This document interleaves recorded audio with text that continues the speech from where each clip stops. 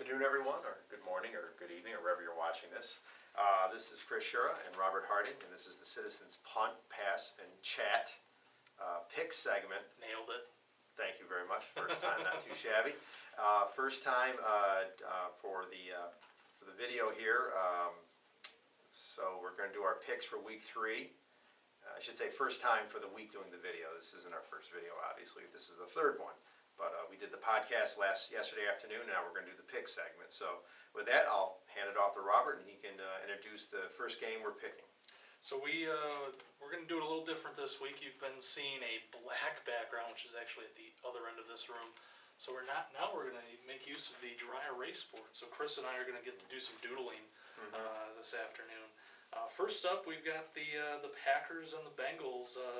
I'm going to go with the Packers in this one. I believe they're playing at Cincinnati, so tough road game for them. The Bengals are a pretty good team, solid defense, decent offense, led by Andy Dalton, but I think that the Packers, nice win last week over the Redskins to get their season going, first win of the year after that loss to San Fran in the first week. I think I think they found their legs and can pull this one out on the road. I agree with you. I'm going with Green Bay too. I like the Packers. I think that they're getting that first win out of the way last week. Got their confidence back after losing to San Francisco. And yes, going on the road is always difficult, but I don't think Cincinnati's going to be too tough for them. And I look for Aaron Rodgers to have a good day, and I think it'll be Green Bay. So Chris is doodling. I'll introduce the next one. We got the Giants and the Panthers. This one featuring two 0-2 teams. The Giants, of course, lost pretty big last week at home against the Broncos, and the Panthers lost a narrow one to my Buffalo Bills. So pretty happy about that. Unfortunately for the Panthers, they've lost a couple games now, close games. But in this one, I think the Giants get their first one of the year. I'm going to pick them 34-23 over the Panthers. I just think that, the Panthers, I think that they're struggling right now with closing the deal. And I think the Giants are going to be hungry. Tom Coughlin lost his brother this week. Players are definitely going to want to show up for him. And I think that Eli Manning's going to want to, get back on the right track here instead of making so many turnovers. And he had a rough game last week, threw 3 interceptions in week 1, so I think he's going to want to make up for that this week. I hate to say you took the words right out of my mouth. I think that the motivating factor of the loss of Tom Coughlin's brother is going to be something that is going to get the Giants going. Also, the number of turnovers they've had the last 2 games, I think it's 10. I just think that this team is going to stop doing that eventually. They're going to stop turning over the football. They just have to. Eli Manning is going to play better this week. And I think even though it's a road contest, I think this is maybe what the Giants need, the elixir to cure their ills. So I do pick the Giants. I don't think it'll be that high scoring. I think their defense will be important in this game. And I could see it maybe being a 24-10, 24-13 game. So I'm going to go with the Giants too. Nice. Well, we're even here. You're not giving me any opportunities to catch up in the standings, which, by the way, Chris informed me. He's been keeping track of this. We've done pick 6 for 2 weeks now. His record is 8-4 minus 6-6. So if you are putting money on these games, listen to him. The voice of experience. And if you lose money, blame that guy. Yes. So the next game we'll discuss the Texans and Ravens. This game, last year would have been a great, probably like an AFC Championship preview, some sort of playoff preview. This year, the Ravens look a little, don't look as good as they did last year. Texans are, their same old self. Pretty good team there. Solid defense. Matt Schaub and Arian Foster, and looks like they have another receiving threat there in DeAndre Hopkins. So that's very good. I'm taking the Texans 2013 in this one. Ravens, I just think that they're going to struggle this year. They need to find. They need to find out what works on defense. They need to get some more weapons on offense. So I see this game as one that the Texans can win. I think it'll be close enough. I think the defenses are okay. So it'll be a little bit of a low-scoring game. Well, this is where we differ for the first time. I'm going with the Ravens. I think they're due for a good game. I think the Texans, like we discussed in the podcast, they were kind of lucky to win their first two games. I think their luck runs out this week. I think that the Ravens, Joe Flacco is going to put together a solid game, and I think the Ravens are going to come out with a W here in Baltimore. Wow. So, while Chris puts up the game where I finally catch up in the standings, little trash talk there. Now you're still down by one after that if you get that one, but we'll see. The next one, Chris Shearer's Dolphins against the Atlanta Falcons. I like when you say my Dolphins. Like I actually wish I owned the team. That would be a lot of fun. But yeah, Miami and Atlanta, and I keep picking against Miami. Although I did pick Miami in the first week against Cleveland, although that was one of our pick six games. But I picked against Miami last week, and I'm going to pick against them this week too, because I think if I pick against them, then they're going to win. So I'm going to give you a game here, basically. I'm going to pick against the Dolphins, because I hope that it'll actually, the reverse will happen, that they'll win. So Interesting. I always go with my head over my heart. So Atlanta is banged up. They've got a lot of injuries, but they still have Matt Ryan, who I think is one of the underrated quarterbacks in the game. And it's a 4 o'clock start, which means it shouldn't be as hot and humid as it usually is. Atlanta, is from the south, so I think they do know how to deal with heat and humidity, even though it's not the South Florida type. And Miami's banged up a little bit too. Mike Wallace has a groin pull. Tannehill's got a sore shoulder. So they're a little bad. Miami's a little banged up too. And Paul Soliai is out on the defensive line, the nose tackle there. And I think that's going to hurt Miami more than you might think. So I think this is going to be a close game. I can see Atlanta winning 24-21, but I think that the Dolphins' momentum is going to be slow this week. Wink, wink. Wow.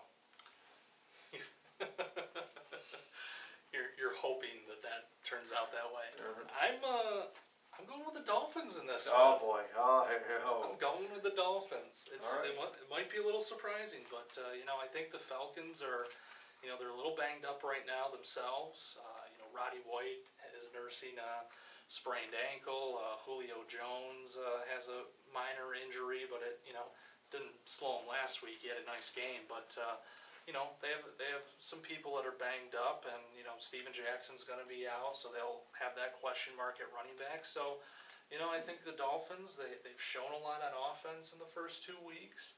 If they can get that running game going again this week, and Tannehill has a good game, I'm taking them. Okay. I'm taking them. All right. 23-20 over the Falcons. All right, put it on the board. So next up, we've got, and this is a game we talked about yesterday. The 49ers and the Colts. Colts, of course, are coming off of a loss to your Miami Dolphins, and 49ers, they're coming off a real bad loss to Seattle. To Seattle, yeah, last Sunday night. That game was brutal. Seattle just owned them in every facet of the game. I think the 49ers will bounce back. This is a rough stretch for the Colts. They've got some tough opponents, and this is another example of that. I'm taking the 49ers 37-20 over the Colts. I think Kaepernick will rebound from his game last week. He played horrible against Seattle.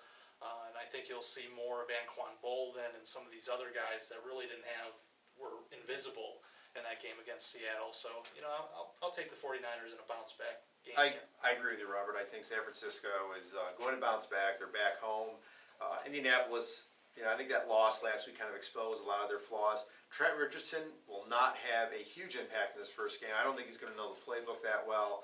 I think they're going to limit him a little bit, but he'll get some plays, no doubt about it. But I think San Francisco is just too strong and has much more talent than Indianapolis, and it should be San Francisco easily in this game by at least 2 touchdowns. And the final game, while Chris is putting up his entry here, the final game we've got for you is the Bears and the Steelers. I believe this is the Sunday night game. Chicago, of course, is 2-0, coming off a nice come-from-behind win against Minnesota.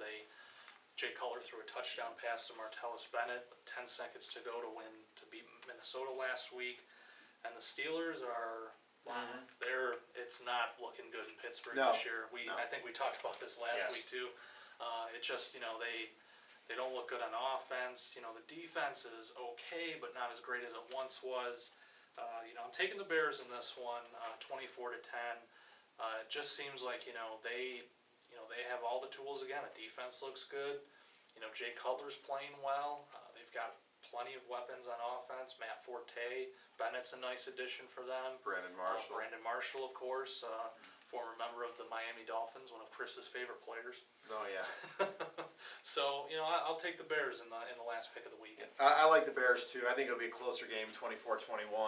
Like you said, the Steelers are banged up. They're hurt. And unless Roethlisberger has one of those crazy games where he just carries the team, I can't see Pittsburgh winning this game. It's Monday night game. No, Sunday night game. This is the Sunday night game. I'm sorry.